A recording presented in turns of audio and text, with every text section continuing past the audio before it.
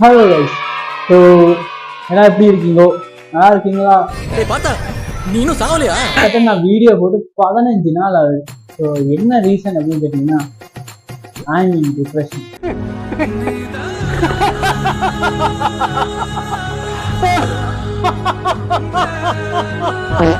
ஒரு வீடியோ போடுறதுக்கு ஒரு மோட்டிவேஷனே இல்லாமல் சுற்றிக்கிட்டு இருந்தானா, ஐபிஎல்லை பார்த்து அப்படியாச்சும் ஏதாவது மோட்டிவேஷன் ஆகலான்னு பார்த்தா அவனுக்கு என்ன இன்னும் தான் மேலும் மேலே டிப்ரெஸ் பண்ணிட்டு இருக்கானு.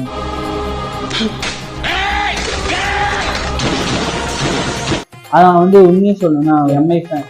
ஆனா எனக்கே அந்த டீம் பார்த்தா காண்டா ஆகுறா. என்னடா விளையாடுறீங்க?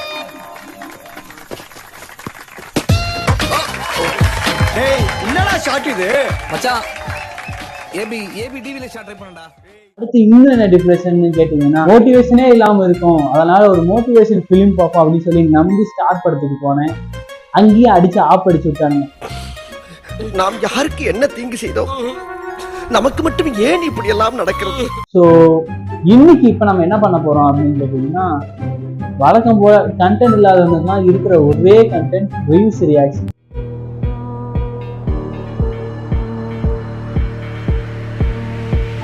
ஸோ அதை நம்ம பண்ணி இது ஒரு ஃபில்லர் வீடியோவா போட்டுடலாம் அப்படின்னு சொல்லிட்டு தான் வந்திருக்கேன். ஸோ வீடியோவில் போகிறதுக்கு முன்னாடி என்னைக்கு எப்போதும் சொல்ற மாதிரி லைக் பண்ணி ஷேர் பண்ணி சப்ஸ்கிரைப் பண்ணிடுங்க. இனிமே என் முன்னேற்றத்தை யாராலையும் தடுக்க முடியாது. நான் ஒரு விளங்காதவன். நான் பிறந்ததே ஒரு சாபக்கேடு. என்னெல்லாம் பெத்தாங்களா இல்ல பேண்டாங்களானே தெரியல. இன்னுமா நான் கீழே விடாம இருக்கேன். Literally my mind in seconds இப்படிதான் இருக்கும். பண்ணுங்கடா. எனக்கு ஒரு ஐடியா. என்னப்பா? சாப்பிட்டு சாயங்காலமா தேடுவோமா? டக்குன்னு ஒரு வீடியோ பண்ணலாம்னு போவேன். சரி இன்னைக்கு எதுக்கு நாளைக்கு பண்ணிக்கலாம், நாளைக்கு எதுக்கு நாளைக்கு பண்ணிக்கலாம், அப்படி எதுக்கு இன்னொரு நாள் பண்ணிக்கலாம் அப்படின்னு தள்ளி இப்போ 15 நாள் ஆகி நிற்குது. ஸோ இந்த வீடியோ நான் எடிட் பண்ணி போகிறதுக்குள்ள இன்னும் எத்தனை நாள் ஆயிருக்கும்னு தெரியல. பார்த்துங்க.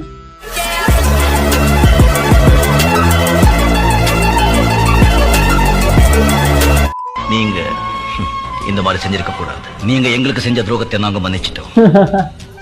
ஆனா நாங்க மன்னிச்சாலும்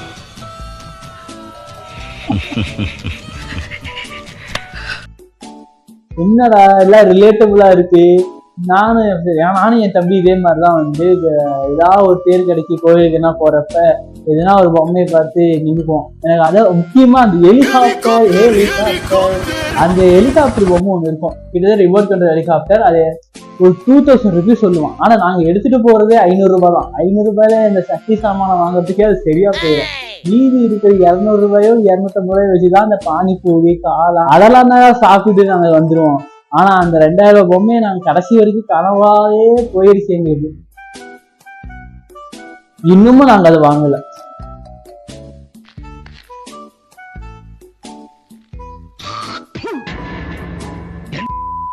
கிரிக்கெட் கப் அடிக்கிறதும் டெஸ்ட் சாம்பியன்ஷிப் எடுத்து கொடுத்துருக்காரு. அப்புறம் ஒரு நல்ல கேப்டன் இந்தியன் கிரிக்கெட் திரும்பி பார்க்க வச்சிருக்காரு. சாம்பியன்ஷிப் அவர் தான் எடுத்து கொடுத்துருக்காரு. தோனி போனதுக்கு அப்புறம் தான் வேர்ல்ட் டெஸ்ட் சாம்பியன்ஷிப்பே வந்துச்சு. ஆனா அவர் எடுத்தாருல இல்ல.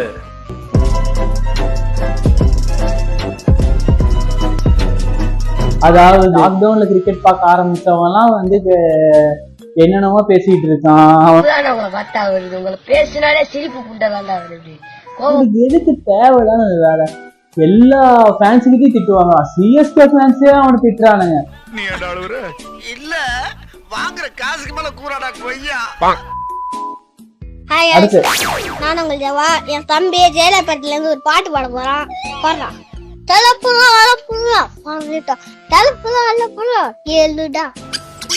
தேங்க்யூ.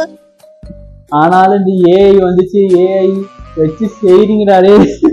கரெக்டா அந்த ஏஆர் ரகுமானுக்கும் அந்த அனிருத் அப்படியே என் தம்பி ஜெயலலிதா ஒரு பாட்டு போட போறான். அந்த பாட்டு அனிருத் தான் பாடினாரு. அது அனிருத்தியே ஏஐ பண்ணி அந்த குட்டி பையன் வச்சு பாட வச்சிருக்காங்க. அல்டிமேட்டா பஸ். இப்ப நான் உங்களை நிக்க வச்சு கொல்லவா, ஓட விட்டு கொல்லவா, படுக்க போட்டு கொல்லவா, சத்தம் போட்டு கொல்லவா, சத்தம் வராம கொல்லவா, ரத்தம் வர வச்சு கொல்லவா, ரத்தம் வராம கொல்லவா? Choose the best answer. எப்படி? ரொம்பவே நல்லா இருக்கு. ஏன்டா அப்படி கொஞ்சம் கொஞ்சமா நொறுக்கிட்டு இருக்க? ஒட்டுமொத்த சோழியை முடிச்சிட வேண்டியதானே? அப்படின்னா கொஞ்சம் இப்படி ஒன்னா உடச்சுக்கிட்டா என்னைக்கு முடிக்கிறது?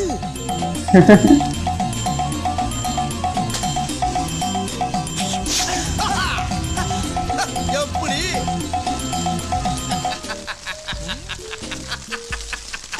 சிரிக்கிற ஓடிஐல தான் தோத்துட்டோம், T20 வேர்ல்டு கப்லயா ஜெயிப்போம் நம்பிக்கையோட.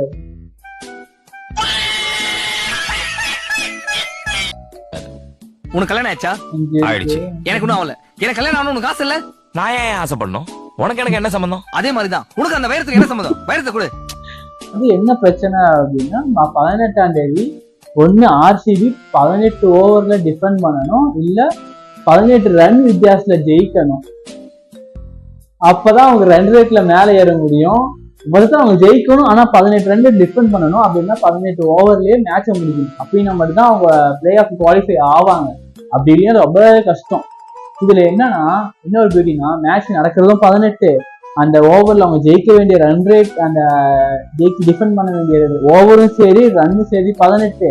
அதுக்கப்புறம் விராட் கோலியோட ஜெர்சி 18.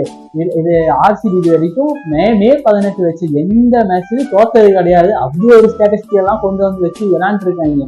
இப்ப இவங்க ஜெயிப்பாங்களா தோப்பாங்களான்னு கேட்டீங்கன்னா யாருக்கும் தெரியாது.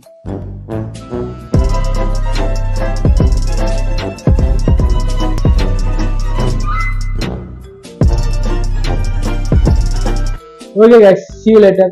இந்த வீடியோ அவ்வளவுதான், முடிஞ்சிச்சு. வரண்டா சின்னசாமி, கரெக்டா?